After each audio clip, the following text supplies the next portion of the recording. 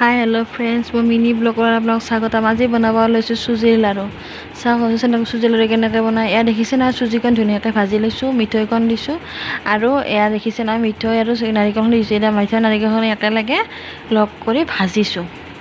ভাজি পিনে এটা চৰিয়াত থৈছোঁ। চৰিয়াত থৈ তাৰ পৰা লাহে লাহে লাড়ু বান্ধিছোঁ। ঠাণ্ডা হৈ গ'লেতো ভাল নালাগে নহয়, নহয় জানো।